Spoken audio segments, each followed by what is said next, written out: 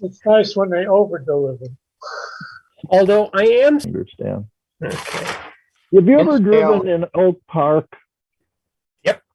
I was in Oak Park picking up some more toys, and I came down a side street, and the sign said speed table, not speed bump, speed table. Yeah, you sent me a picture of that. Yeah, and I'm not sure why it was considered a speed table. It's big. Well, it's the size. It's the length of a car. So basically, the whole car is up on it. But well, if you're going too fast, it launches you into near Earth orbit. And it also is murder on emergency vehicles. But we do have them in some communities in Massachusetts. Okay. Especially around schools. They do have more of an effect than speed bumps. Even as much as in Vegas, which has the world's largest speed bumps. Well, you said they had speed tables, so that must be something there. But you go through some of the parking lots in Vegas, and those speed bumps are just, even going slow, you tend to bottom on them. Yeah, they're amazing. Okay, so we may as well get the meeting started.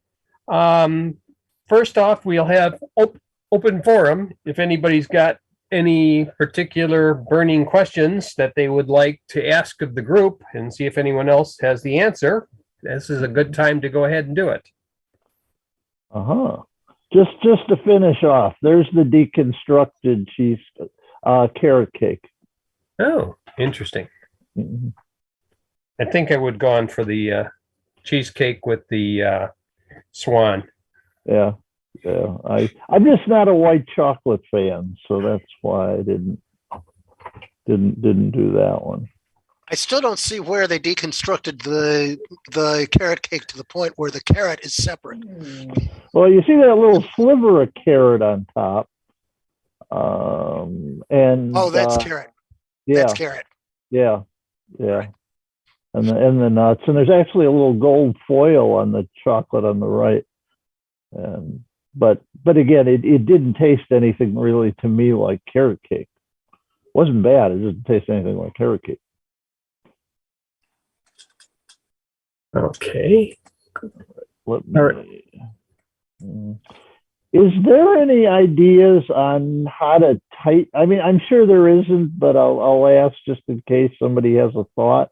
I have a loose USB port. In other words, the device keeps attaching and detaching and attaching and detaching in that port. Is there any idea on tightening up a USB port? It's on a notebook, so it isn't like there's anything I can really do to remove it. Do you have more than one port? Yes, I do. And it doesn't occur on any other port? Correct. Usually what I've seen in those cases, it's either going to be a dirty contact. Best thing you could do would probably use any contact cleaner and maybe a Q-tip very carefully. Try not to damage the contacts. If it is actually a cold solder joint, you'd have to basically try and touch up the reflow on the bottom of the board where the USB connector went in. Sometimes the USB connectors are not directly connected on the motherboard, but are connected through a small pigtail cable, and then they go onto the motherboard that way. But it depends on the laptop, and you'll be taking it down to its component atoms to get there. Yeah, and that's not happening. Usually what I've done, if I have a bad USB port on a unit, I just put a USB hub and plug things in through the hub, and that usually suffices for most of the connections that need to be done. I've also found that sometimes, especially in flash drives, USB plugs are not precisely the same size as one another. Some are a little bigger and fatter, some are a tiny bit smaller. And sometimes one will be snug and another won't. And then through use, you have worn the contacts a lot, plugging in all those flash drives. I have one on one side of my laptop, which is less reliable than the other ones. So I tend to use the ones that work.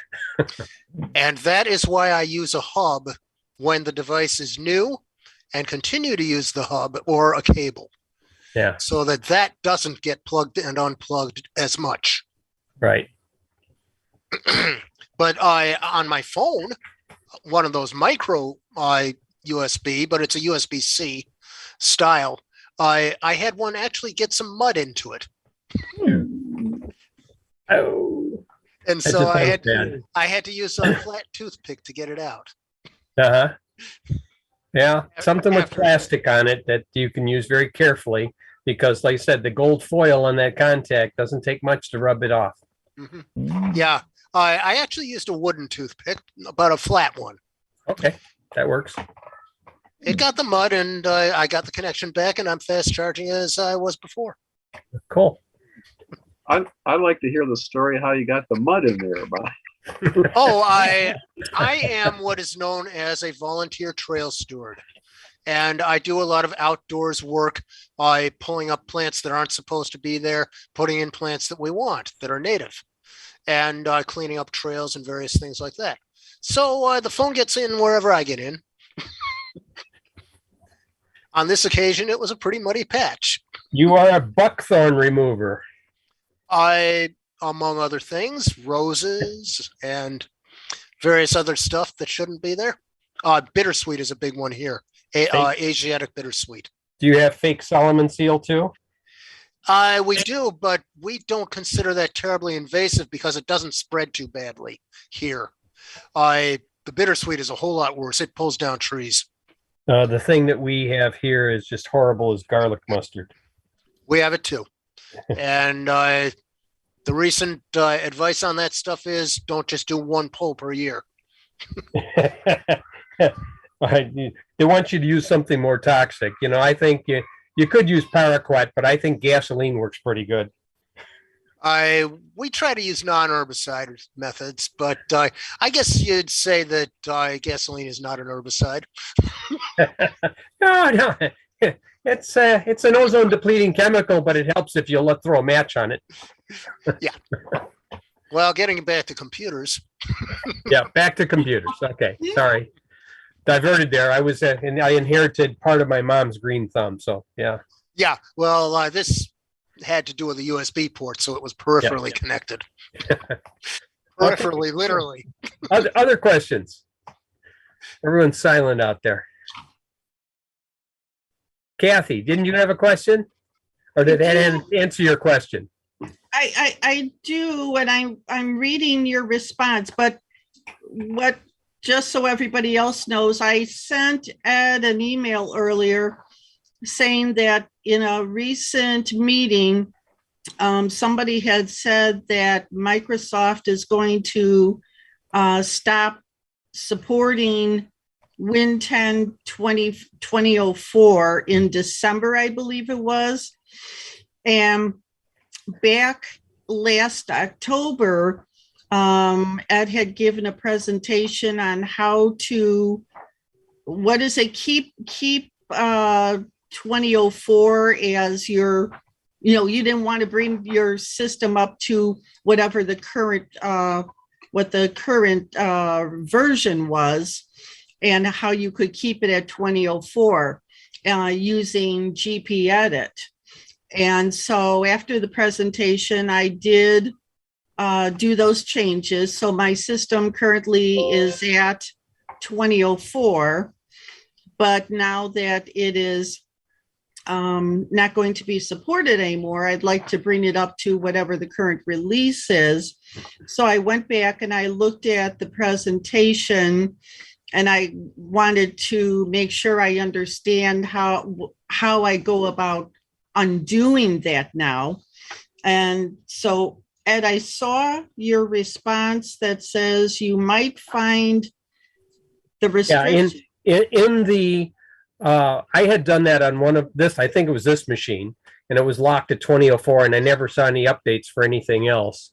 But I went in and I just happened to find somewhere in the update and Windows Update section, I found something about restricting the version, and I just took that thing off, and it went away. If you don't find that, you have the instructions, what you originally did? I do have the instructions. I followed them to a T, what you said to do. Okay. And the last step took you down to. Did you where- add a key? Did you add a key for keeping it from doing something, or did you change the value? I don't know what you mean by a key. In GP Edit, you either added a new key and then set it to do not update or something like that, or you changed an existing key to said do not update. Well, on the last page, you said to say, it was originally clicked on not configured, and target version for feature updates was blank. Yeah. And so you told us to click on enabled, which I did. Yeah. And then under the field called target version for feature updates, I entered 2004. So what you can do is you can go back into GP Edit, locate the exact same thing that said 2004, and you can either clear the value or set it, or it said it was not configured for the 2004, or what did it just say? Well, before I entered 2004, the screen came up saying not configured. Well, you can make it not configured then. So make it not configured and just take out the 2004. Yeah, that Okay. will do it. Yeah, I mean, I would do the 2004 first and then go back to the other one, because you're undoing it in the same order in which you added it. Got it. Okay. And then it should be very happy to go ahead and allow you or try and force you into 21H1. Or is it 21H2? I forgot. 21H.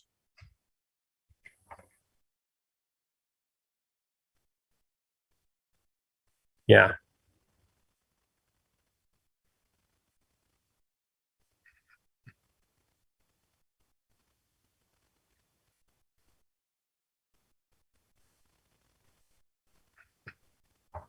Yeah, because the 21H1 is no longer in my Windows Update. You'll have to find a different way to do the manual update by finding that version and making a bootable USB.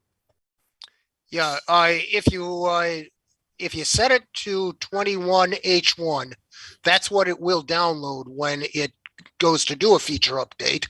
It Okay. won't go for 21H2 because either that just came out or it isn't out yet.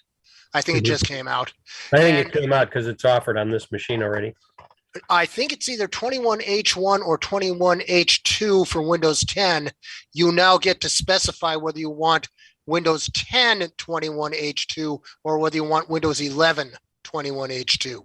That is in that same place in group policy. It has just one additional parameter, one additional number.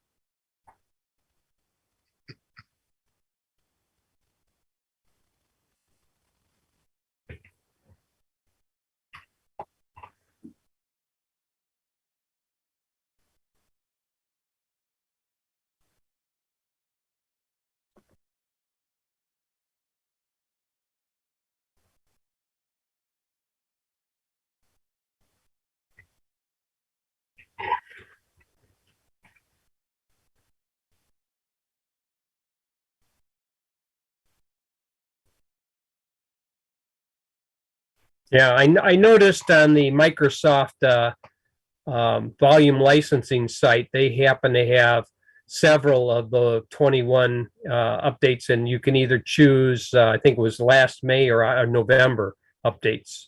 So if you want to chance an older one instead of the newest one, you have that option. But I don't think that's available online.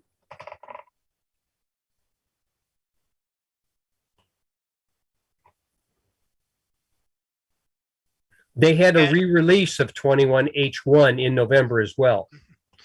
When you go to that media creation tool, the media creation tool where you would normally download the feature update, if you say it's for another computer, right, or another or you say you're working, tell them you're working in a different operating system, then you have a choice of downloading the last couple of them. Right. And what you would download is 21H1, right, if you wanted to go that route. I just need to make bootable flash drives of each one so I can step them through normally. Unless I feel like being very chancy and being prepared to re-image a machine. Well, they are cumulative. I know they're cumulative, but it doesn't always work the same way. Oh, you're cumulative, but I forgot that one file that they forgot to put in here. Oops. Blue screen. Oh, speaking of forgetting a file, the Windows 11 installer for upgrading the home edition from 10 to 11 is missing a file. And it does not run on some machines. There's a Windows Secrets newsletter free article by Fred Langa about he had to make 9 different attempts to upgrade a very recent vintage laptop. Yeah, and the one that he thought we'd have a problem with, he had a problem. One he thought he was not going to have a problem with had all the problems, and the one he thought he was going to have a lot of problems with was smooth as silk. And he thinks it's just one missing file in the installer. So that's one reason why we're waiting for the .1 version of Windows 11. Yeah, probably safe. Although it's probably it already installed fine on the Pro. It's on the home one that's giving them the issue. Yes and no. The home one he upgraded to Pro before trying to upgrade to 11. Right. Give me a reality check. Is undo missing from File Explorer in 11? Undo? Not that I know of. I can't find it anywhere on the 11 machine. You used to have the little curved back arrow thing and a forward to undo in File Explorer. I can't find that anywhere on.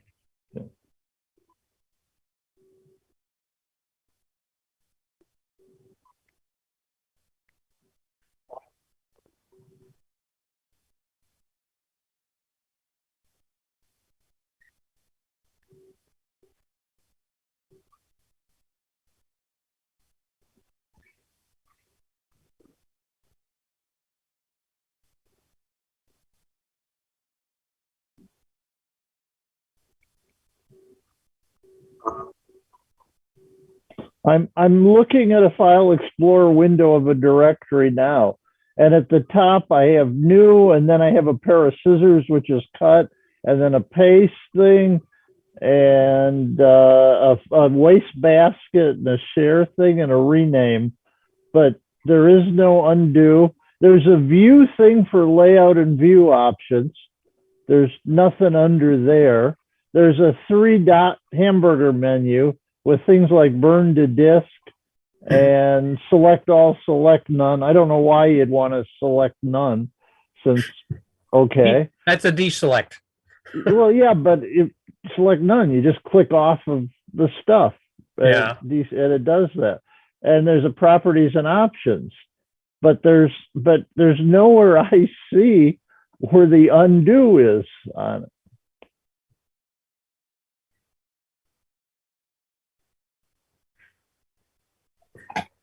All right, options pulled up the folder options selection with the general view and search tabs.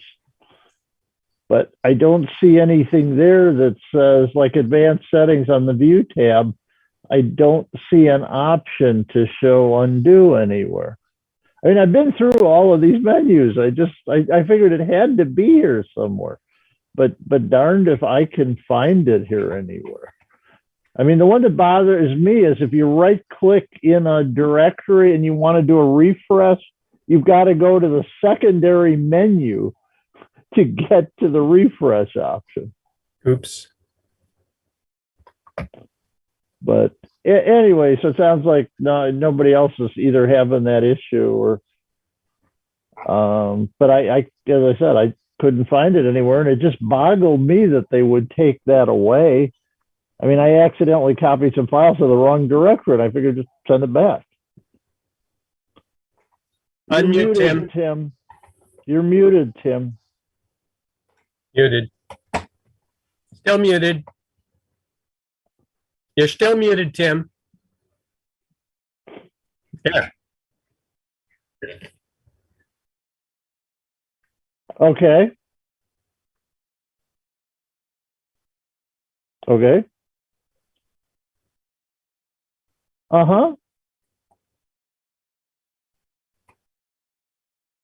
Right. Right.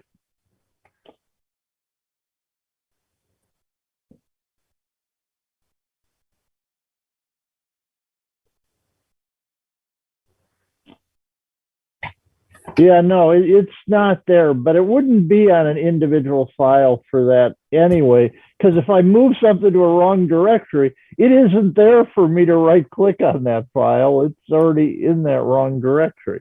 But what bugs me is if I right click outside of files, I have to do show more options to click on refresh to refresh the directory. When you're downloading stuff, you have to do a refresh when it's done to see the file you just downloaded, like an updated installer, which is a royal pain in the butt.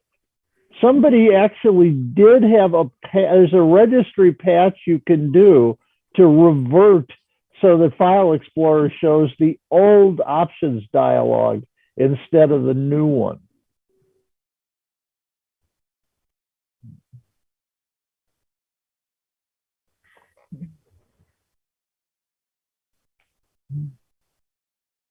Mm-hmm.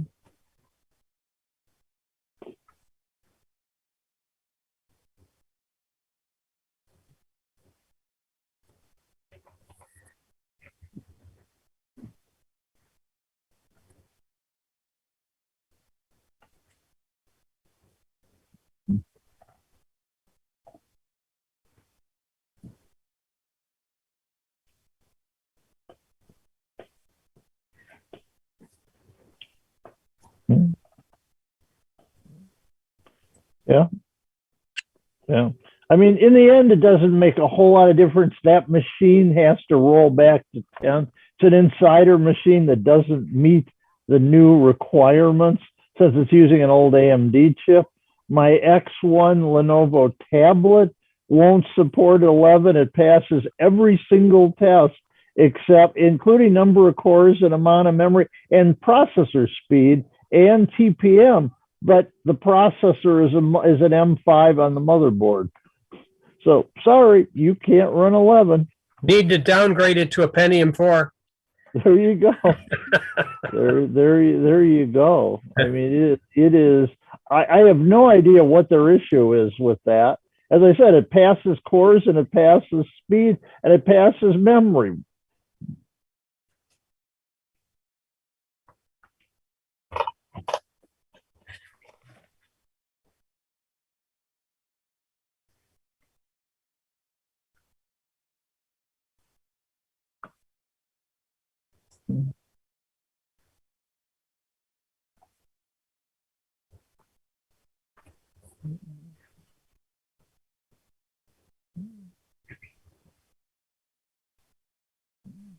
Mm-hmm.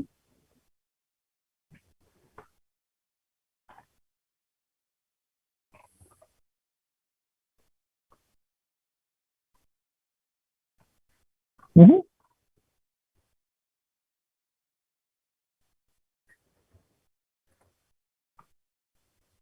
Yeah. Yeah, no, I get it. My insider machine is running 11. They just won't allow it to be updated now. And they said you have to roll it back to 10 again.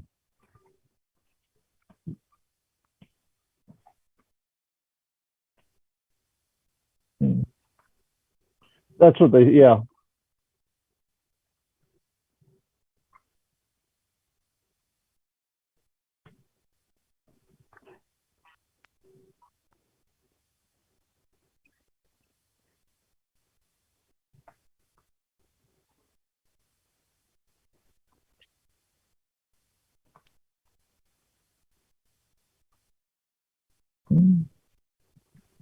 Well, we'll see how that one works. Yeah. I see a comment that Will brought up here. I noticed he had commented, whenever he plugs in some USB device into a front USB port on the PC, it reboots.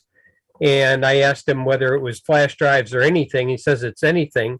If you can unmute, Will, could you tell me what happens if you plug it into the back USB ports?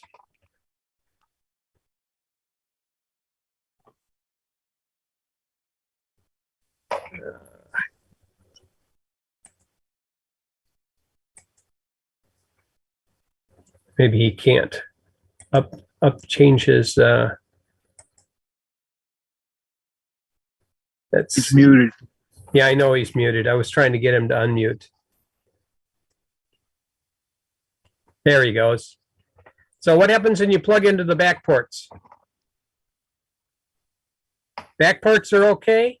Oh, he's got no microphone. Okay. Probably what you have is more than likely you have a defective port on the front that when you plug something in, it's shorting one of the power lines down and it's causing your PC to go into a power fail reboot. So you just bounce the power supply by plugging in something into that. More than likely, you'll need to replace the front USB ports. There are things you can pull them out and replace them if you can find the same form factor. But I've seen USB ports that have gotten pins mashed together and such and really crunched up good because somebody forced the flash drive in the wrong way. And that will cause all kinds of headaches. The other possibility is the power supply itself may be defective. Well, he said plugging it in the back works okay. Yeah, so that eliminates that. Yeah, so I would say more than likely, it depends on the size. If you're just plugging in a USB flash drive and it causes your machine to reboot on the front, if there's more than one port and they all demonstrate the same problem, then there may be something wrong with the cable and it's rubbing against something and shorting against the case between the connection on the front of the desktop and the motherboard, because they do go back onto a little 8-pin bird connector on the board. I mean, and I've seen, when you take apart an old PC, sometimes you can salvage some of those parts and then move it over to a new one as well. So hopefully that answers your question. Any other questions we got? New toy. An amp meter. Clamp on amp meter. Yeah, I've never had, I wasn't sure it was, they gave it to me for $10 with some other stuff. And I wondered if I could use it because my car battery doesn't seem to necessarily be holding charge. And then I was told, no, it really won't work with DC. It only works with AC. No, that'll only work with DC if it's got the setting. Yeah, but it came also with these guys. Mm-hmm.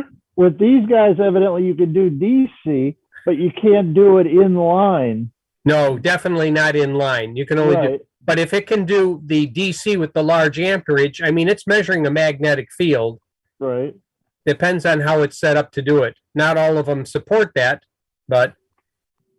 Well, how do you tell there if it's able to that?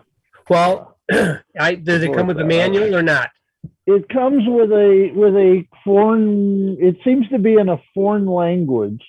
It's sort of English, but to me, it's as a non-electrical guy, it seems to be a foreign language thing here. It's the first. Most of it consists of things not to do, which the warnings go on for 2/3 of it. Things like you have to avoid damaging meter and you should keep children away and you need to dress properly and not overreach, which is a good thing in life, I suppose, to not overreach. But okay, here, let's do this. I'm going to share my screen here. Okay. Right there is a clamp on ammeter, and I said clamp on DC ammeter. Mm-hmm. Okay. And it's $20.99. So obviously they make ones that have that capability. Mm-hmm. So it looks like it should be able to do it. If it only has AC, then it is a very restrictive type of unit. Is that what it looks like? Well, I'm looking. No. It's actually from a company called Send-Tech. Uh-huh. It's 5-function clamp-on multimeter. What was it? A Send-Tech, CEN-TECH. That is a Harbor Freight brand. TECH. Yeah, that TECH. CH. I can't type today, sorry. Clamp on, Yeah, yeah. It says item 95652. 9, 5. 5652. You can see it already was there, but 95652 Centec. mhm. All right, right there. That's an eBay one. Let's see if I can find one from Harbor Freight. Harbor Freight. That's what I said right there. There's your owner manual in English. Yeah. Well, I said it's sort of English, but it's not English for people who don't know what they're doing. AC voltage, AC amps does not have DC amps. Answer is no. Okay. Yeah, sorry. Okay. That they do make them though. Okay. Yeah. But that actually, if you really wanted to use a multimeter to do something, and you could put something in line, you could take a stout length of cable and put a couple leads on either end of it, measure the length of the cable, figure out what the ohms of that piece of cable is. Let's say it's number 8 or number 6, and maybe that's like 5 feet. And I'm not sure what the ohms for that is, but it's probably like 0.05 or something. Well, if you got a sense enough DC voltmeter across it, you can calculate the amps running through that by measuring the voltage drop across that piece of cable in line. Okay. Basically, it's time to get a new battery. More than likely, or you take it to, or if you go over to AutoZone, they'll test it for you. Well, I need 4 tires also. So we can help you with the 4 tires at the battery. I know, but I can go to Firestone because they're across the street and get that, and I can get the battery as one. Oh, the battery comes in 5,000 and 6,900 cranking power, whatever that means. And I'm not sure what the difference is and why you'd pick one over the other. 500 and 690? Because I don't think it's 5,000 and 6,900. I don't know what they would ever have 5,000 unless this thing runs a hybrid vehicle. Normally they rate these things in ampere hours. Okay. And it's maybe 700 cranking amps and maybe about 100 ampere hour capacity. Okay. I mean, battery has basically two functions. Okay. Yeah. The battery for a car has to be able to handle a surge current capable of starting your vehicle when it's cold. So cold cranking amp, CCA, is a number that's usually identified on the side of the battery. You want to make sure you at least match that. If the physical size of the battery will accept it, you could go larger, okay? But not all batteries will fit in the same spot. You probably have like a number 24 battery or something, or a modified one with or without top posts or side terminals. And that's the basic difference. You get what you pay for. So the bigger the battery or the higher the capacity, the more you pay. You're paying for the energy in the battery. I just put the link to their page with they have one called silver, one called gold, and one called platinum. And basically the only difference between all three of those batteries, there might be minor differences of the batteries themselves, but it's the warranty that they will give you before they will replace it under full charge, under full warranty. Well, the first one's 24 months. The other two are both 36. The silver is 500 CCA, and the gold is 640 CCA, and then the platinum is 650 CCA. So you're basically paying for additional cold cranking amps. So those are actually a little bit larger capacities or lower internal resistance. And as long as they fit in the same spot, depends on what you want to pay for it. Does it make sense to, I mean, if it's an older car? I mean, it's my old Rav, it's a 2002. Does it make sense to go for a 640 instead of a 500? How many years you're going to keep the car? I don't know. I would probably have replaced it now, except used car prices have gotten insane. Well, if you think used car prices are not going to change within the next 2 years, then get the small one. How long did the current battery last? 4.5 years? The last battery's been in there for 12 years, 14 years. You're way overdue. Mm. You should have only done half as far. You must have very nice place where you park your car at night, and it's nice and warm, and it never has to go out in the cold. It's in my garage. Yeah, it's a good place. And if you leave it in there and you trickle charge it or whatever, keep it up start it once a week, that's fine. But I would say, you could go with any of those batteries. If you're going to change it into a new car in 2 years, you don't want to put too much more into it. Okay. All right. Batteries, what's the difference in price? How long before you replace the other battery? I mean, well, if you go to the link in chat, it shows the price and the three, but they're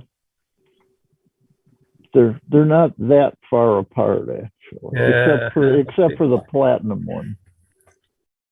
It wants me to go to the battery results, but it's not. Yeah, it probably hits me that it's not getting for my specific car. It's 140 for the silver, 160 for the gold, and 220 for the platinum. If it was really me, I would go ahead and join the AutoZone Club, get my 45% off coupon, and then go get the battery from them. And if it's under the hood, they will replace it for you. I mean, I had to get I have one of the AGM batteries in my 2012 Traverse, which is under the back seat, where it's in the floor of the back seat. They won't replace that one. But when I went to go and look at the batteries, I saved about the difference of the upgrade battery in the discount coupon when I signed up for the rewards, took the discount coupon, and gave them another battery. Didn't have to be the same battery, so I just gave them a replacement battery because they want $22 for the battery deposit, and brought the battery home and changed it in my driveway and kept the old battery. Okay. So I mean, it's and I was even able to use a trickle power supply to keep my battery the settings on my radio alive while I changed the battery. I'm putting it on trickle charger every night to keep it because it wasn't doing a good job starting. Yeah, I have a portable booster unit that does a good job of starting it. You put it on there and it does really well, but I didn't want to keep doing that. So the trickle charger keeps it charged up overnight. Yeah, but you are using only a fraction of that battery right now to start your car. So hopefully any of those batteries will work. Yeah, like I said, you can try and check on the prices like AutoZone or any of the other places that do free battery swaps, and you'll probably save a lot of money too. Because Firestone's going to charge you to replace the battery more than likely as well, in addition to the price of the battery. I thought it was funny. Costco sells tires and they sell batteries, but they don't install batteries. That's why for the number of years since I discovered them, I've been going to Discount Tire. Because once you get your they have one of the best prices out there for any of the tires you're going to buy, as long as it's one of their stocked items. And even if it isn't stocked, they might have it at another store. But for the life of your tires that you've purchased, you get free puncture repair, tire rotation, anything that needs to be done, it's on them. So much for the small commercial here. Okay. All right. Meanwhile, I'll look at the AutoZone website and see what it says. They're down the street from me. They're about 5 blocks. Just check and see if you can get a better price on them. And like I said, if you join the rewards, sometimes they send you the 25 or 55% coupon or whatever it was. They always trying to entice me to buy something else. So, and I have sales resistance. So, okay, it's a good test. All right. Any other questions? Okay, no hands up. All right, so maybe I should go into my presentation. Okay, let's hit the share screen. See if I can find the right one. Share. Okay, hopefully everyone can see that.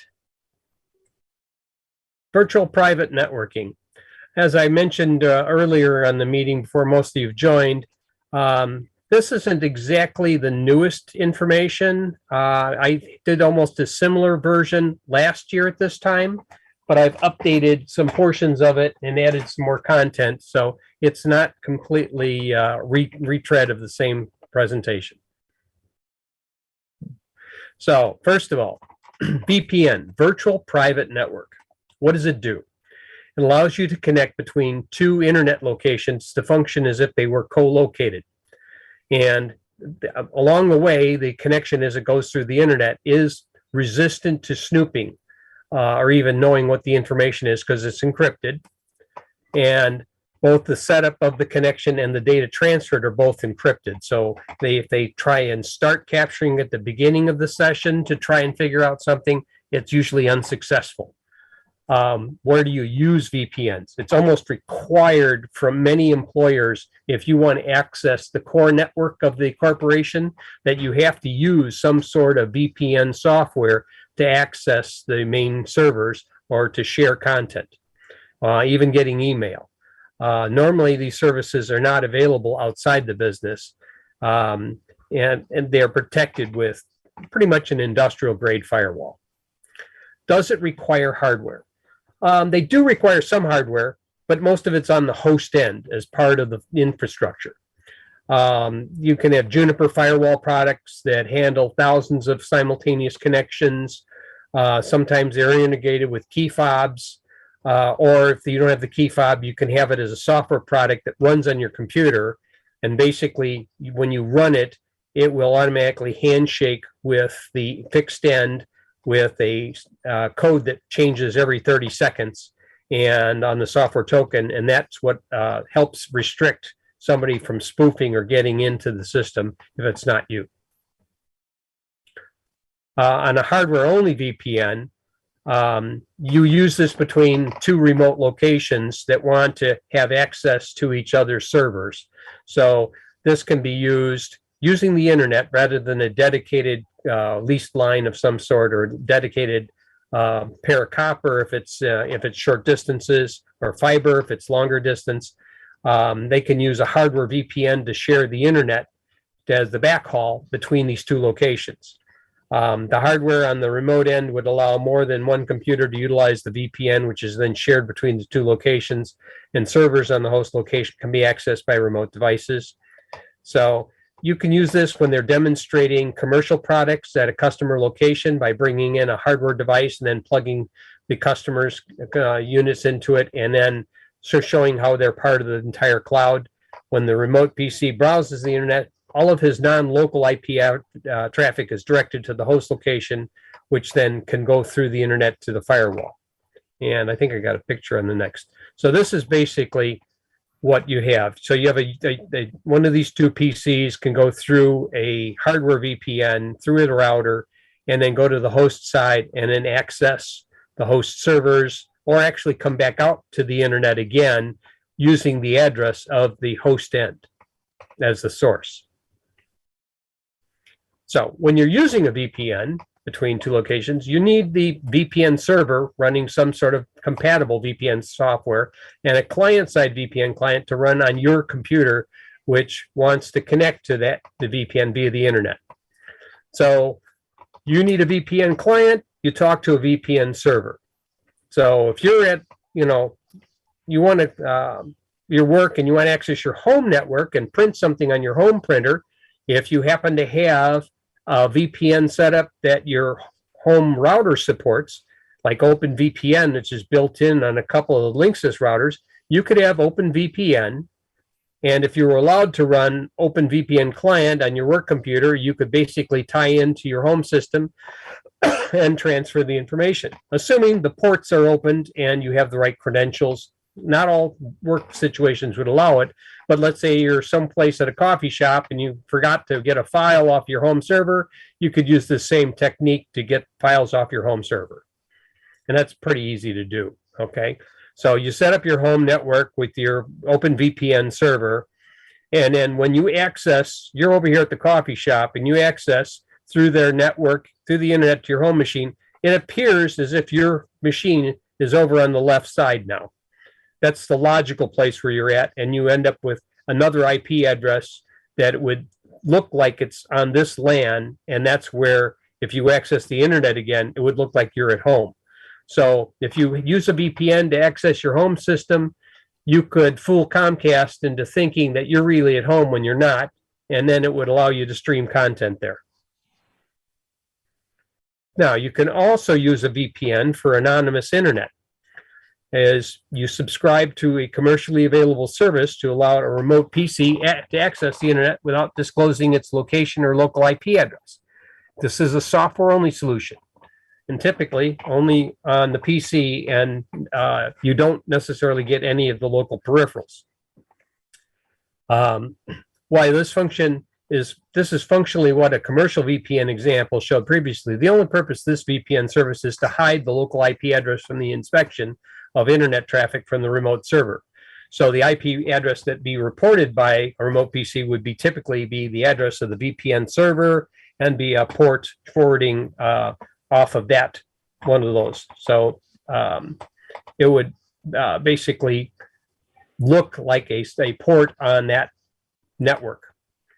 You only need the VPN client software running on the computer wishing to use anonymous access. What you might need, or may be built in, would be something called split tunnel operation. Why do you want to have split tunnel available? Well, if you're accessing through the VPN on the internet and you want to go print something, you want to make sure it goes to my printer rather than somewhere's on the host VPN.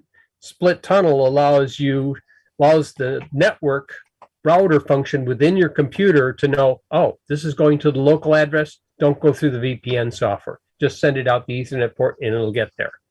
If it's an address anything other than the local network, it always goes to the VPN software and is forwarded to the remote end. So basically, this is what happens. You're here, you access your host VPN. It looks like you're over here to everybody on the internet, and here's where you end up, your presence looks. So your PC appears to be coming from this paid VPN server IP address.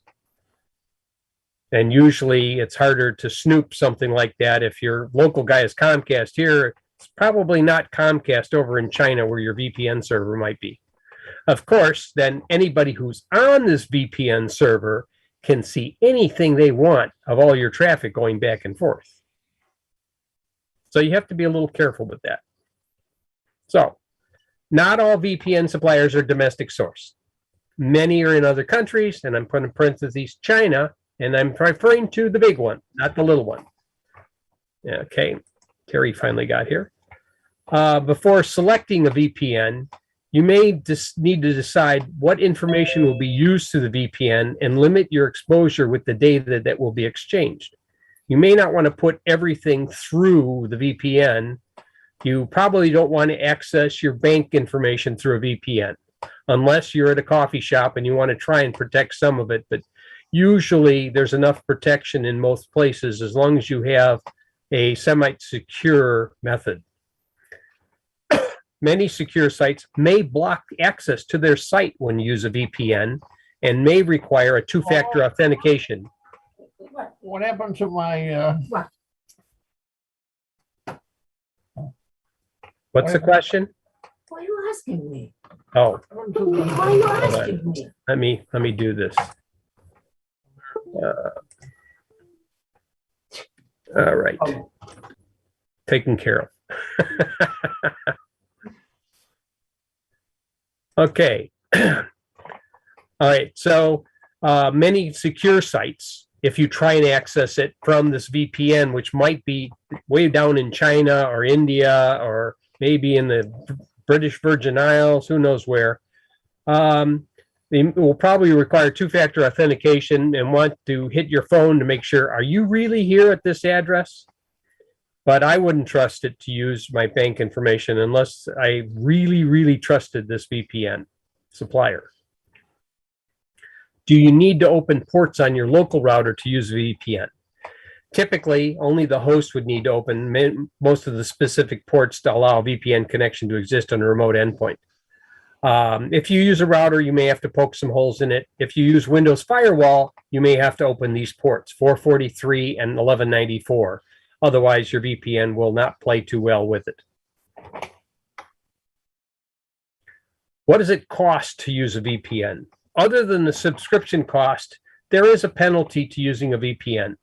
VPNs typically use encryption. Better encryption protocols, they use larger keys. Larger the keys, the slower the link utilization. It takes a lot of horsepower to crank on a large key. And this is for all information that you're sending back and forth, whether it's your username or password, or you're sending in a video file. It's going to be encrypting the entire thing. 256-bit key is usually more than enough for most encryption, unless you're trying to do something that might be involving Homeland Security, in which case you already are using something a lot bigger and you're paying the penalty. For very secure connections, you might only be in the 20 to 60 megabit throughput when you turn up that key, even if you have a very fast processor, because the other end has to have an equivalent processor to maintain those speeds. And the other thought with, do you trust your VPN provider? All of your information going through their servers is unencrypted while it's in the server. So if somebody needed to tap it at a low level, they are perfectly able to do so. Where is your VPN provider located? British Virgin Islands, Great Britain, Panama, Romania, mainland China. The last two I would really worry about. I get too much spam from there, and I'm sure it might be from some people using VPNs on their system and not being careful what they're doing. Do you actually need a VPN? Okay, well, that's the question on what you would like to not show to the outside world. If you're just trying to download some information and you don't want that information disclosed and it's in the file, you can always use secure FTP between two servers. And when you use secure FTP, it's pretty fast. Okay, secure FTP with a 256-bit key, you can get in the 160 to 240 megabit per second throughputs. Not uncommon.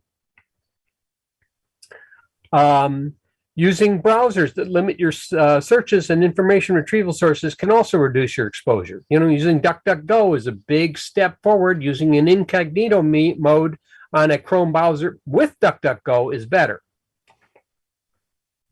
Okay, and other things. There's the one incognito browser with DuckDuckGo. All of a sudden, the things you start searching for won't show up on your Facebook feed. Making sure you almost exclusively use HTTPS sites. Sending your real sensitive information via email can be done with out-of-band password exchange and encrypted files. Commercial communications use secure mail servers to limit exposure to unauthorized users. So they're not actually sending the information through email, but they will send a link, and then you will call into their server and download via a secure mechanism to get the proprietary information you're trying to request. And if you really want truly anonymous browsing, then I would suggest migrating temporarily to either a bootable USB running Tails, which is the Onion Router project. And that's basically what I had for VPNs. So now I will open the floor to questions.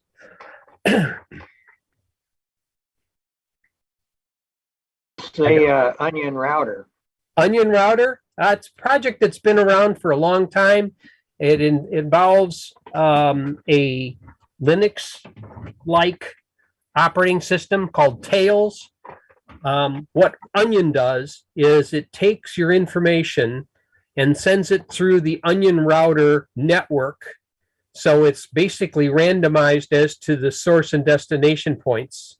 It knows how to get back to you from wherever you go, but anybody trying to track you is going to go into a cloud. So you might be one instance in San Francisco and the next instance you'll be in Great Britain. So anybody watching your traffic is going to get terribly confused until they realize it's going through the Onion Router. And all the information is already encrypted as well. So it makes it even harder to snoop. But if you ever need to do a dark web search, that's the thing you want to use. Although you may want to do it on another machine without a hard drive in it. Software that you put on your machine then to do that? You download the Tail OS from their website and Okay. you install it to using 2 USB drives, one to put the raw information on for the first, and the first one creates the second USB drive, and you boot up using the second USB drive. And then basically, you're not storing anything on this machine. It's basically a secure browser. You don't read email because reading email identifies you to somewheres.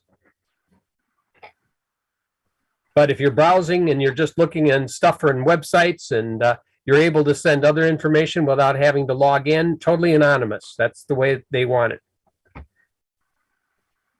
If you want more information, I might be able to dig out a presentation once I did for using Tails OS. Or we can redo it again sometime if somebody's interested. Other questions? Terry, you're muted. Still muted, Terry. Earth to Terry, you're still muted. I see his mouth moving. Okay. Yeah. And can you send me the PowerPoint? We've got one Glen office. We're opening up a second office, and if we can VPN, because the problem is, with the federal tax stuff, they only want one server. So if we have a second office, and then we can just, use the server in one office. The government doesn't like, two different, servers or whatever. So I think maybe we can do a VPN with the new office to our main office. Well, you'll have to discover how you do Open VPN and setting it up if that's what you want to use. The presentation, the PDF, is now available through chat. Oh, it is? Yeah, I just put it there. Yep. Yeah, because we're looking. The problem, everything's okay, but the problem is. Well, what kind of router do you have at the one location? Is it a Linksys, high-end Linksys 1900? I got to bring in our real tech guy for that. Well, what you need to do is find out whether or not OpenVPN is supported on that router. If it's already supported on that router, all you'll need is the OpenVPN client on the remote machine, and then he can log in and pretend he's on your local network. The problem is accountants don't want accountants using different servers, so that's the problem, with the. That's what I said. It'll look like it's coming from your location. That's what we want, yeah. So and actually, I can just do the returns at the second office, and that's what OpenVPN does. OpenVPN home office, yeah. OpenVPN is open source VPN. So you run it on your router or on a host machine that can go, it's on a DMZ to your router, and then he can play router. And then the other machine can log in through that and basically look like he's a local client on that network. Beautiful. That's what we need. Yeah. Keep the IRS happy. To find out if you can use OpenVPN. Pardon? How do you test or find out if your router will use OpenVPN? What is it you have to do? Well, look in the specifications for your router or crack open the router installation manual and see whether or not it supports OpenVPN. Or you can do a web search and say, what routers support OpenVPN? Okay. I mean, that's just one way of doing it.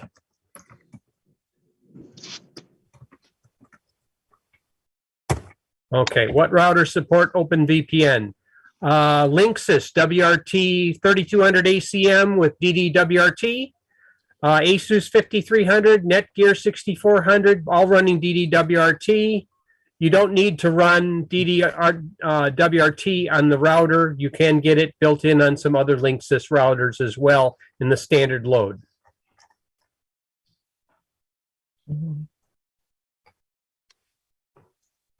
Hold on, let's see, Linksys. The ones that automatically support it on Linksys smart Wi-Fi routers, WRT 3200 ACM, WRT 1900 AC, WRT 1900 ACS, and WRT 1200 AC. So there's 4 Linksys routers that do support that. Hopefully that answered your question. Yes, Sid. Few things. I was going to ask for the slides. Thanks for doing that. I do not know about the accounting rules, even though I have an accounting degree. I got out of accounting when I was the hair was darker.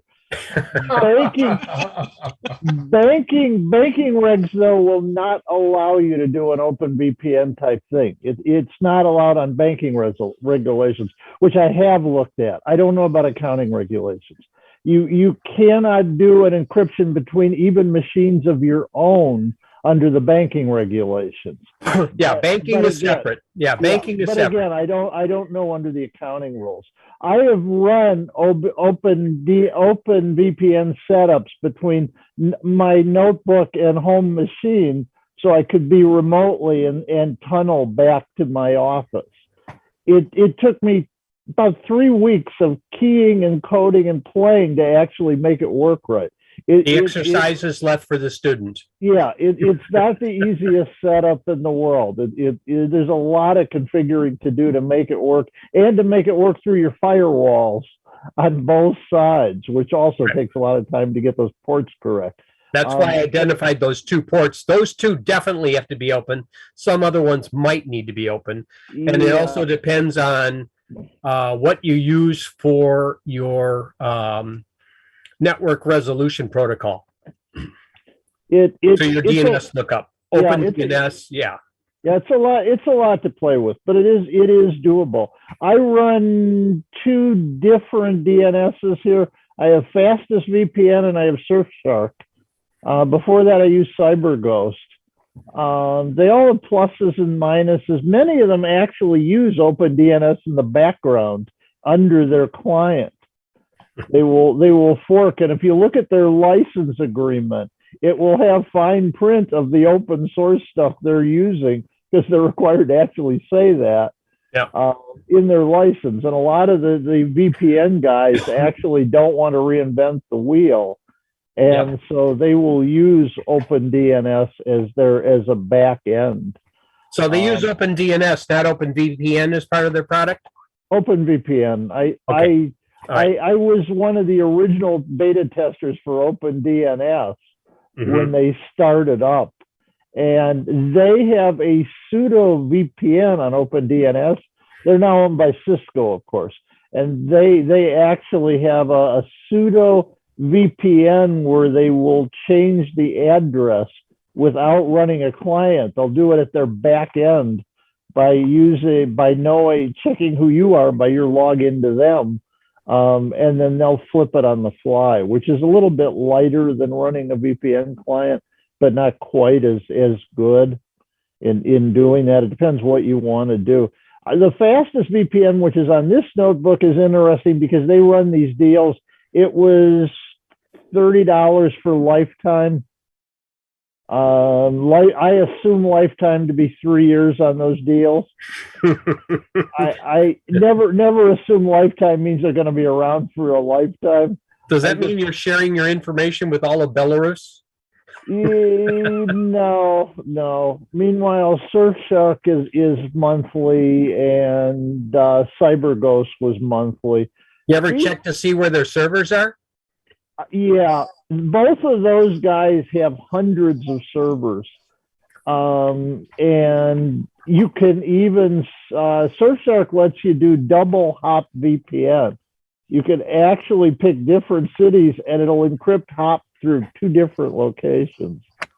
If you're super paranoid, and if you're really triply super paranoid, you could actually run it through Tor as an extra hop. Okay. Why you do that? Your performance would suck, but it would be then triple protect sort of. Well, they do have triple DES encryption options for some hardware VPN solutions. So they do, then it actually encrypts it 3 times.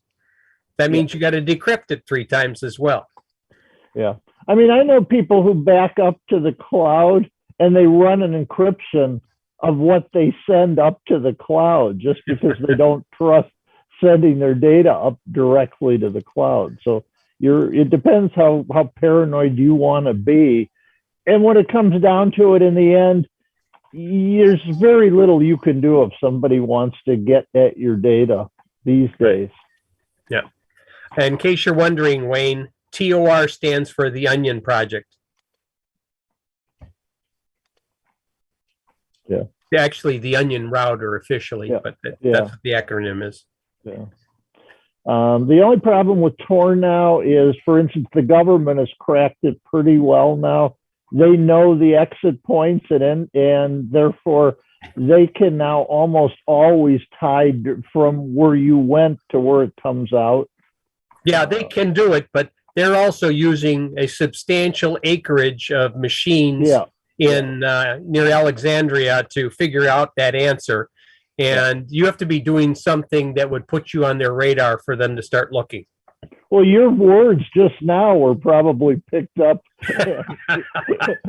Yeah, all of a sudden I just saw an email come in from Homeland Security. Please do not change any of your files. Yay, big brother. Yay, big brother. Yay, big brother. Well, I know they track wire transfers because we had a guy years ago that told the IRS that he never, shipped money overseas. Well, when he ended up in court, they had every wire that he had done, they had him on a list, and he couldn't believe it, they track all those wires, especially overseas. Yeah. Well, they can track them just as easily as you can send them. Yeah. If you can send it easily, they can track it easily. The government was that sophisticated. Well, they know where he sent the money. Yeah. If they have money they think that you owe them, they will find a way to make sure they liberate it.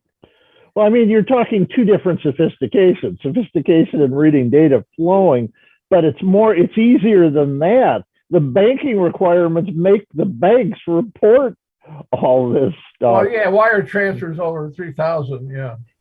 Yep. It's well, there's a subsection of that. You don't hear much. It's if you do a lot of small transactions, they're required to report that because people were trying to get around it by doing lots of under the threshold transactions. Well, yeah, if there's a lot of transactions and the banks think it's suspicious, yeah. I've had banks question when I had to do some transactions for my brother, and they wondered, where did you get all this cash from? Well, I had to cash in some of his gold coins, and I did, and made 2 deposits of 5, and that was enough to trigger the question. Like, where did this come from? We've liquidated some assets. He needed to pay bills. Okay, we're good with that.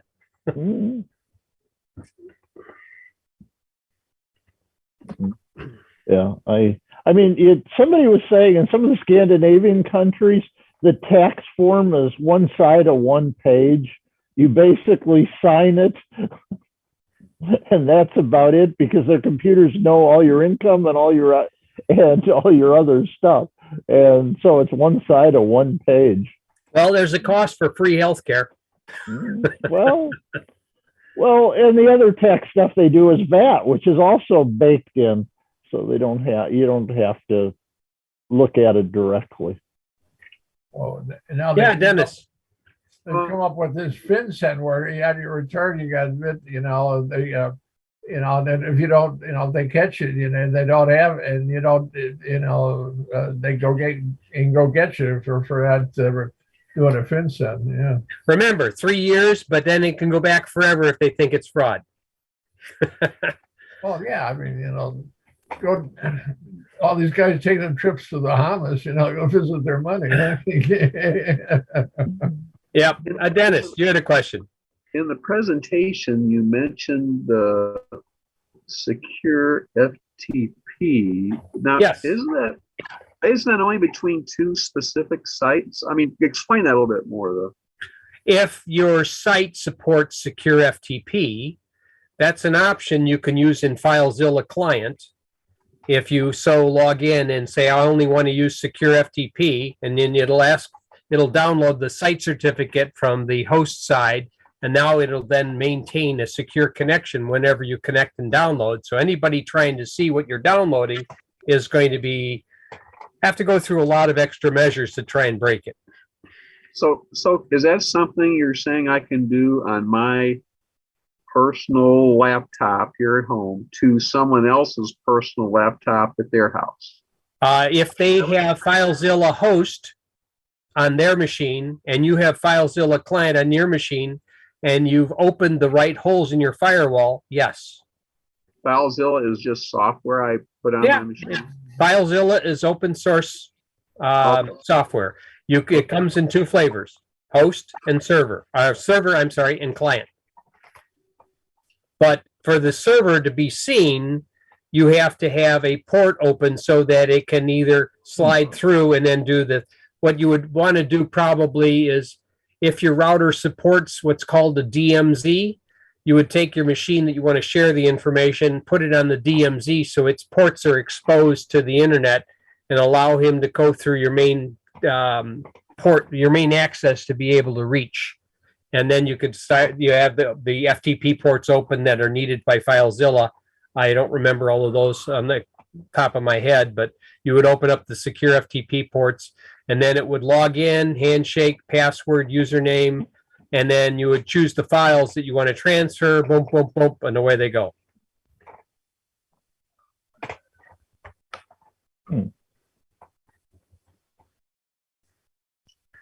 I mean, you want the poor man way of doing it, though. Poor man way of doing it is real simple. Put your stuff into a big zip file, password protect it with a big password, upload it to Google, and let the other guy download it. You can do 17 gigabytes at a time that way.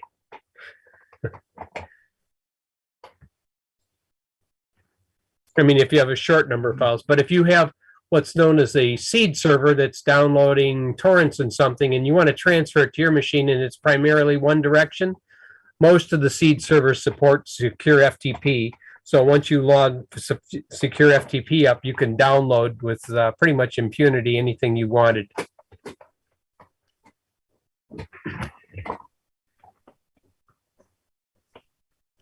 And that way it keeps, if your seed server is outside the continental US, basically nobody's going to be snooping around that, or they can snoop all they want, but they're not going to do anything about it. And if that seed server gets compromised, they'll get a seed server in a different country. Let them go look for that. I think my last one that we used was Canada. And I think we're in the Netherlands now. Other questions?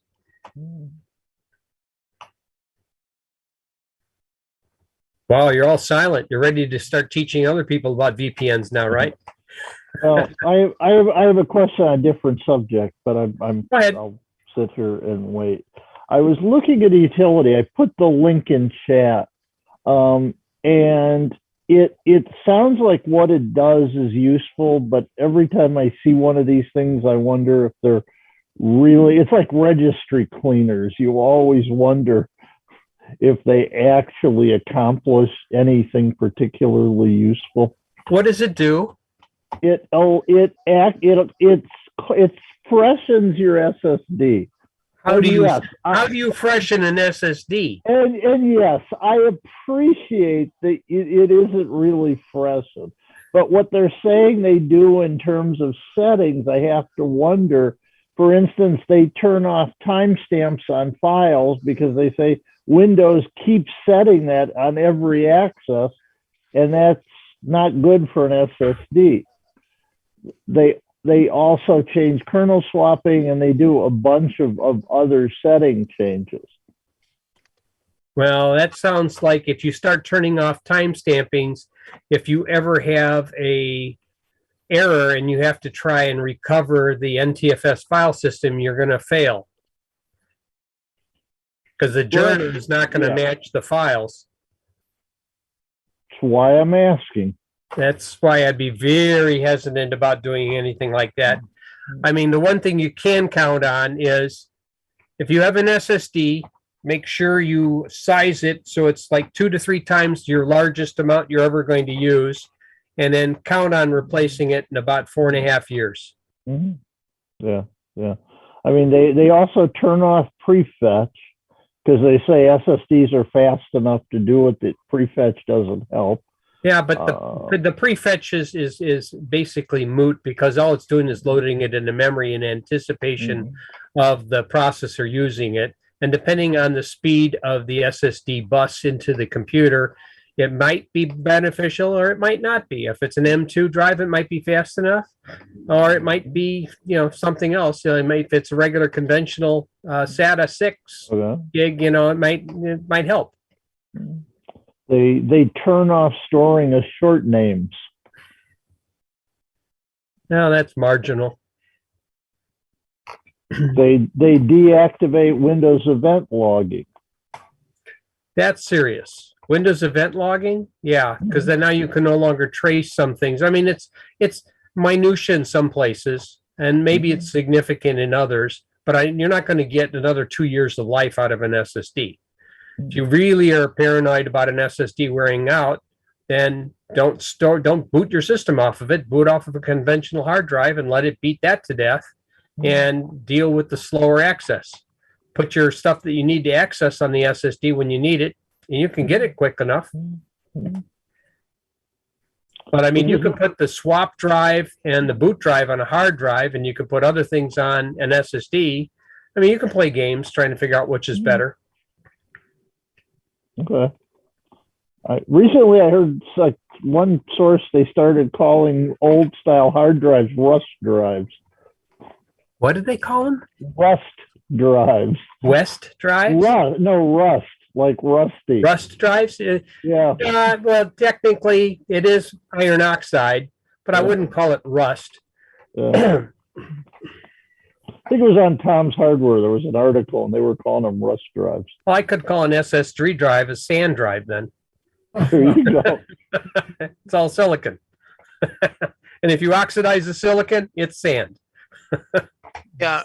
Now, Sid, what you're noticing, what AbleSoft is doing is they're automating some setup that used to be recommended back when SSDs were very fragile, and they used to wear out a lot more easily than they do now. On a modern SSD, from what I've been reading in other articles, all these things that you used to have to do, except for over provisioning, are really no longer recommended because they really just don't do that much good. Yeah.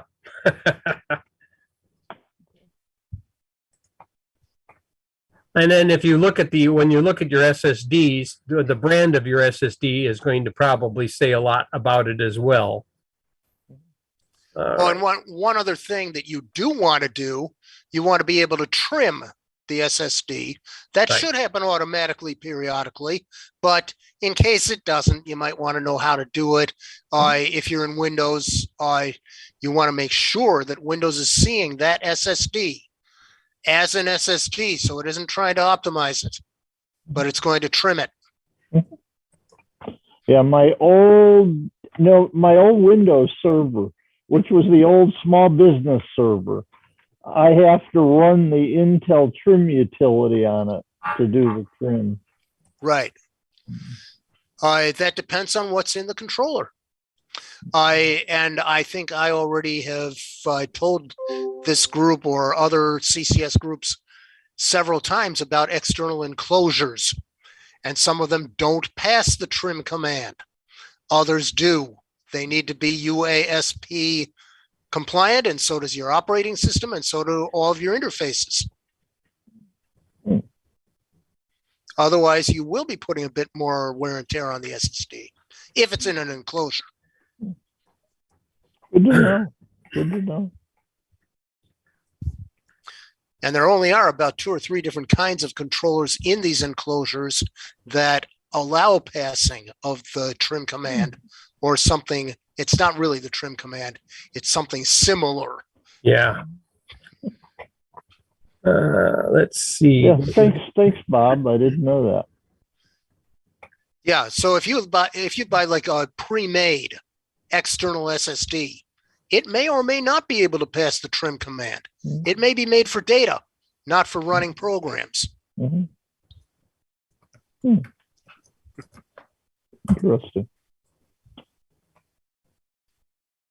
And I actually had to change enclosures to get mine, my SATA SSD set up to work properly in an external enclosure for trim. Does it matter if the drive's BitLocker encrypted? And no, there's other problems with that. Kiss your data goodbye. If you have anything that's USB and you're using BitLocker, you're probably also using TPM, and that means you have to enter a passcode every time you plug in or try to boot from the external enclosure or the external device. Every external device you plug in, you have to put in that code, or you have to have something like a YubiKey. Yeah, I have both, but my code for BitLocker is 22 random characters long, and it's a lot of typing in. Yeah, that's why you might want to consider a dongle.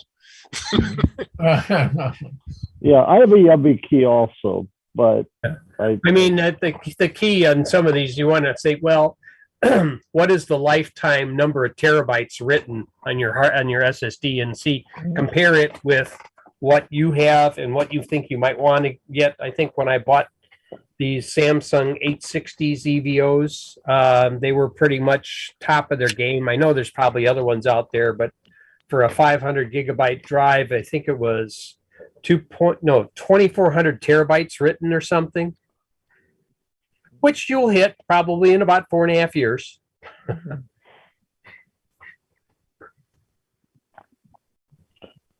How much difference is it to the new enterprise class SSDs?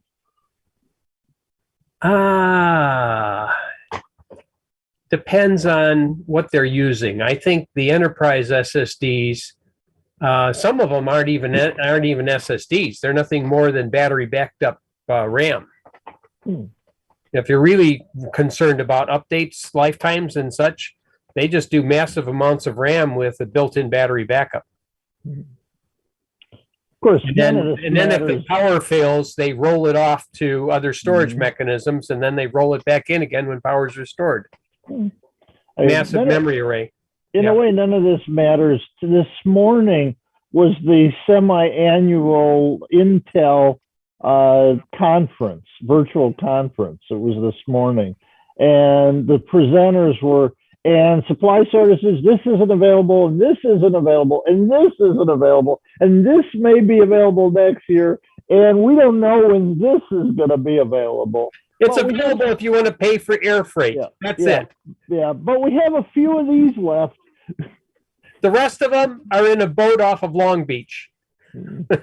Here's the number of the storage container. Yeah. I was impressed that they did talk about Apple and M1s and ARM chips, and they did talk about the stuff AMD is doing. And they said, basically, we're not blind. We see what's going on, and we intend to answer it. And I was impressed with that they took that head on. That's not something Intel has always done. Well, they have their fabs all over the place, but the supply chain problem exists on both coasts. It's not just the West Coast. It's just as bad in Florida, and I suspect it's as bad in the other eastern ports as well. But I know some of their fabs are, some of the stuff they're doing is fabbed in Israel. Of course, that doesn't do well if you want to buy chips in Saudi Arabia. Well, and of course, some of it is just they can't manufacture them as fast as they're needed. True. I mean, it's not just supply chain. It's they can't make them fast enough. It's like all the NVIDIA stuff is going to the people that want to do Bitcoin harvesting. and Teslas and cars are using incredible numbers of chips now. Oh, yeah. Maybe that's why there's problems and people put it on autopilot and is it, well, you're missing a couple chips. Well, they rejiggered Teslas to use fewer different chips in the latest revs, evidently, for that reason, to work around availability of some of what they were using before. I wonder how much electronics were in the electric Hummer that Biden was driving around yesterday.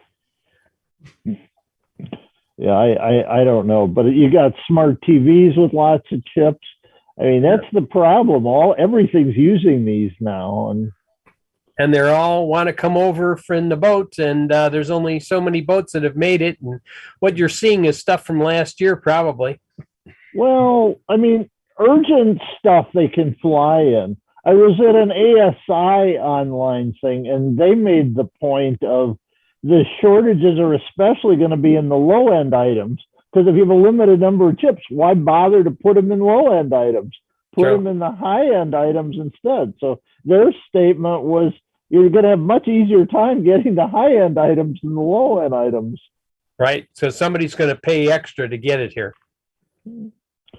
Well, again, you can fly them. I mean, it's expensive, but you can fly them if stuff's really urgent.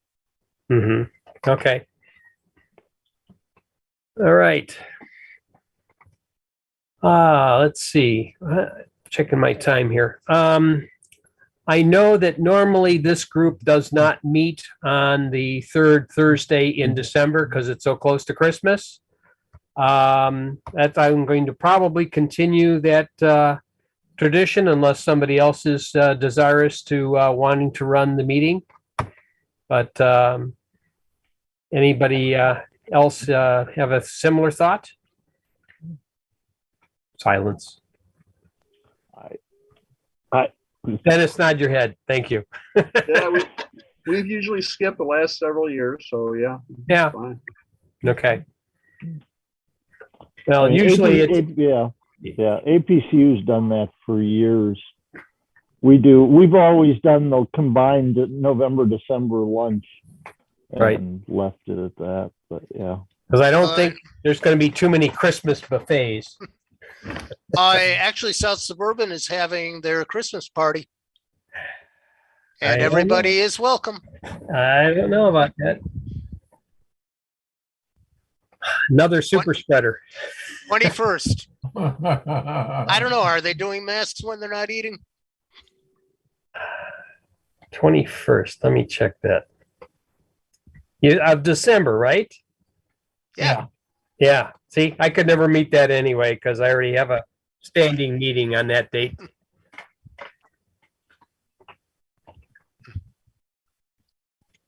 But it's like in Chicago Heights or something, isn't it? It's a drive.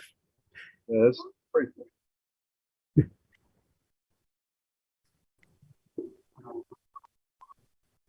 I think it's like about 10 miles past where Jesus dropped his sandals. I'm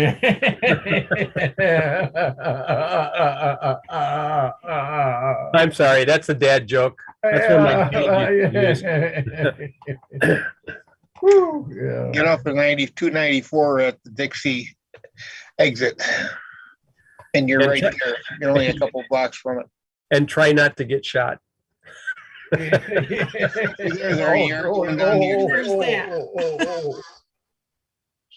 Yeah, I know. My armor is a little on the thin side. Okay.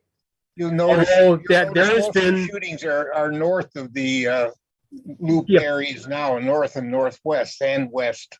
Oh, there have been shootings all over. There have been shootings in Palatine and in almost Buffalo Grove, between Buffalo Grove and Palatine.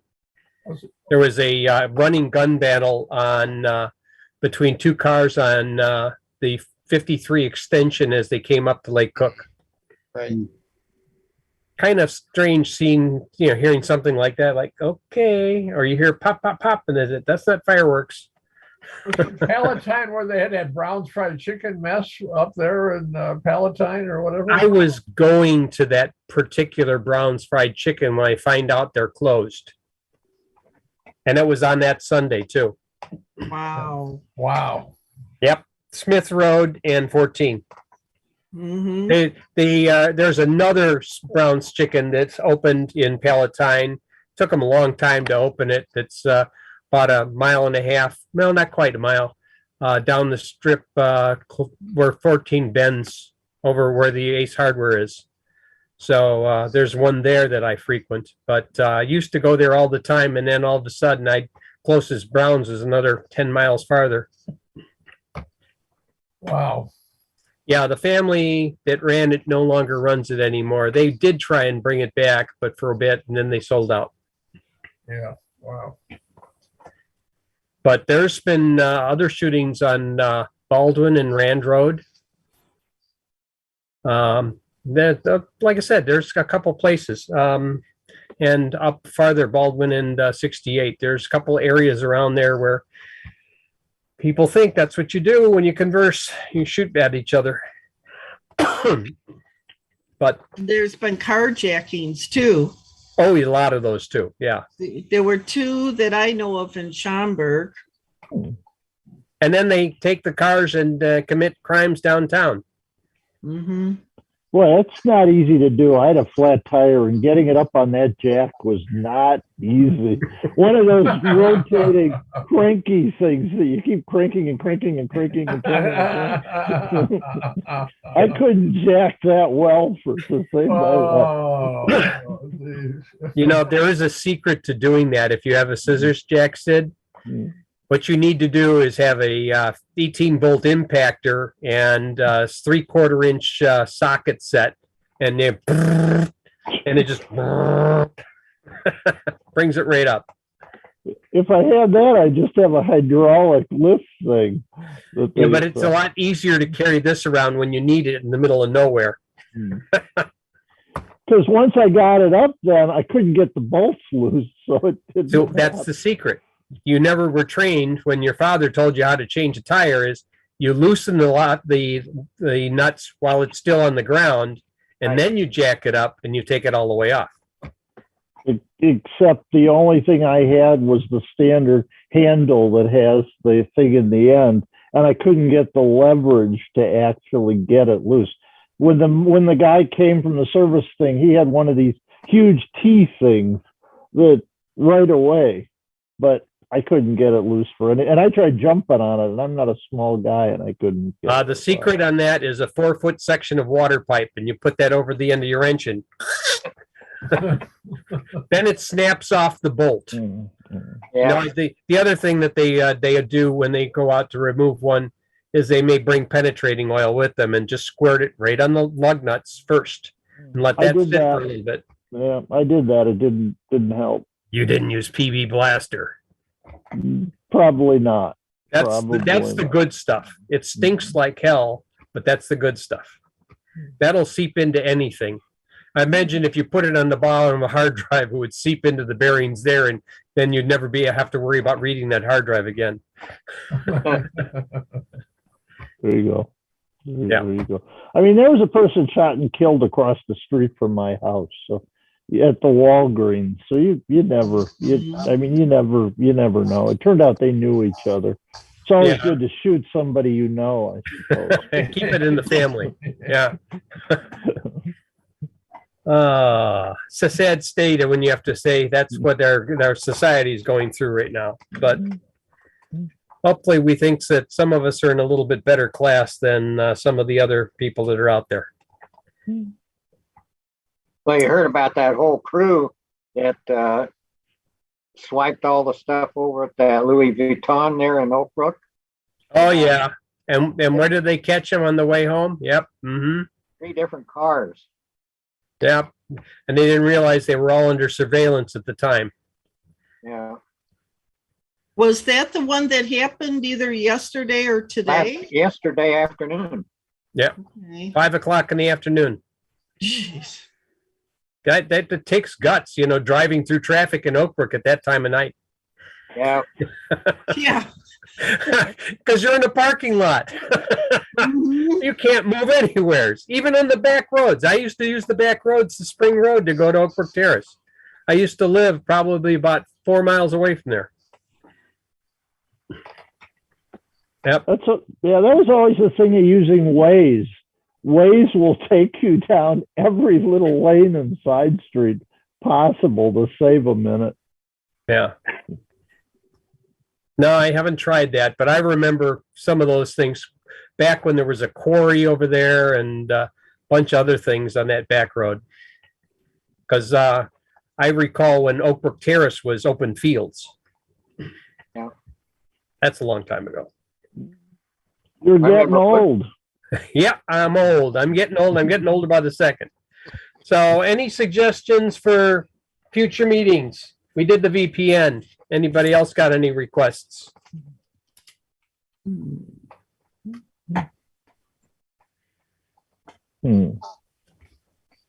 Kathy, no requests. I'm thinking. You see the steam coming out? I can't smell anything, so yeah.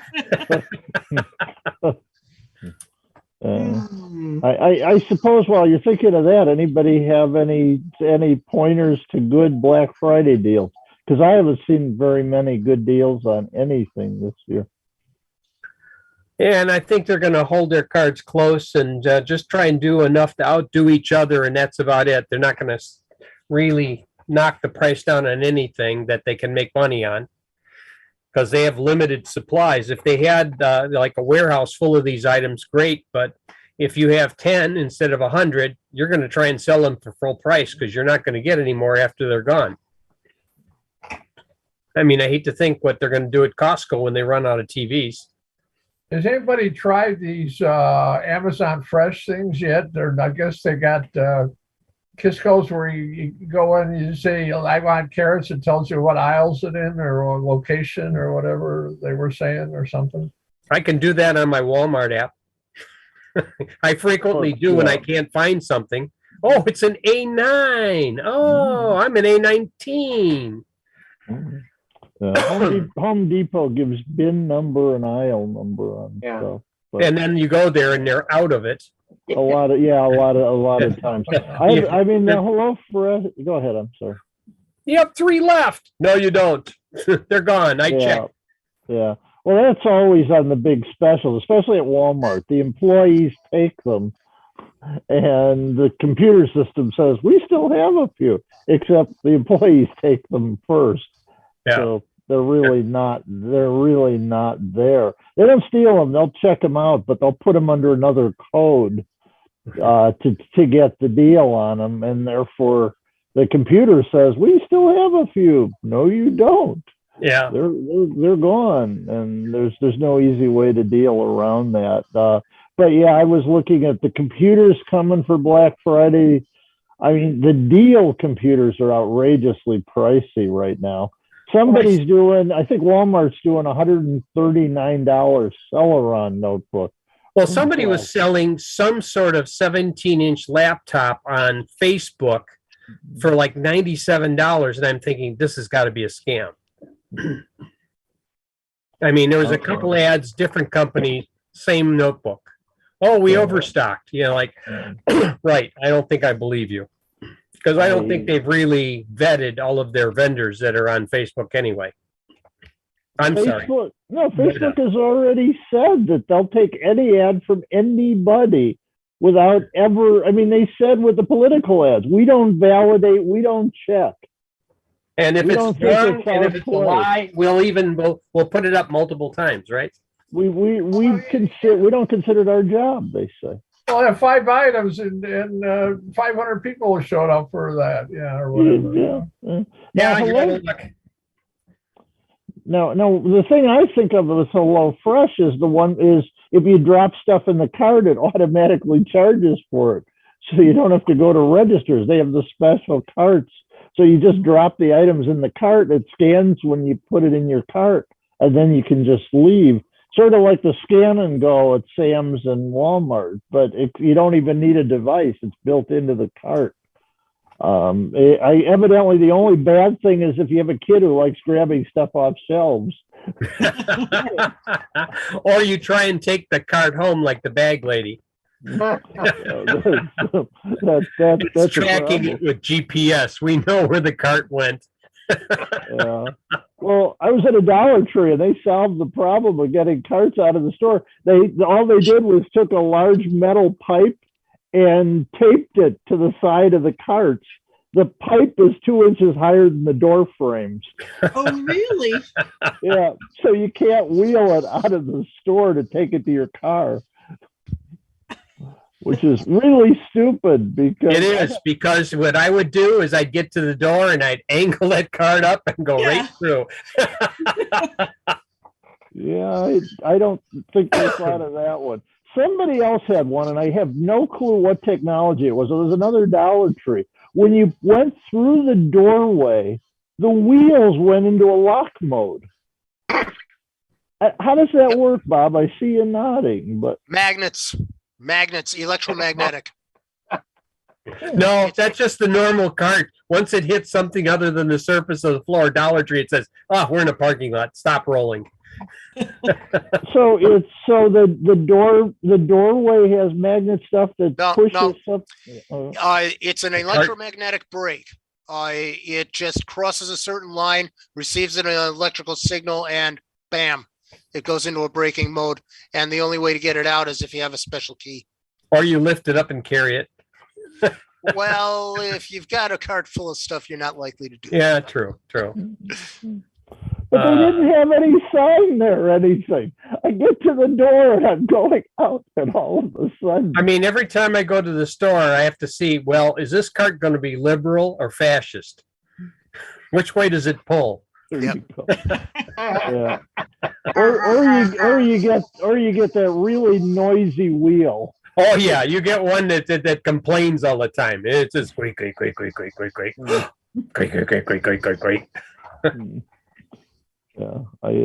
that's a protest cart. There you go. Everyone knows where you're at because it keeps on making noise. Or the ultimate, you have all these pay for carts that you have to put your quarter in. Yeah. Well, that's the one. That's the best one, I think, is the Aldi way. You know, you can put in a I'm pretty sure you can get away putting in a slug from a electrical outlet box.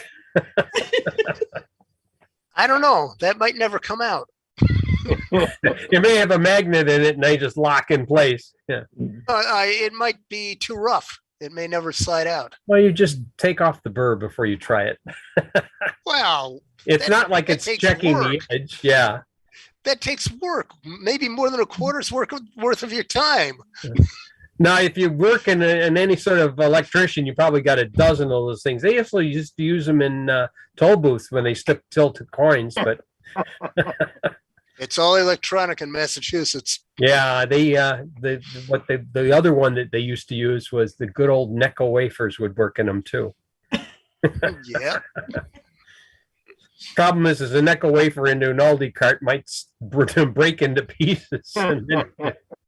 Well, of course, you only need it long enough to unhook the cart to use it. You don't care after that. Yeah, true. Yeah, just leave it there for somebody else to grab. Oh, there's no quarter in here. Oh, I got. Well, I mean, you don't even have to then stick it back to try to hook it back in, because if it's not a real quarter, if it's a Necco? Yeah. Unless you like eating Neccos and you really want that Necco. Yeah, I want that Necco back. It was a licorice one. Yeah. All right. Well, I'm going to have to break off here. I got to take grandkids home. So thank you very much for attending. And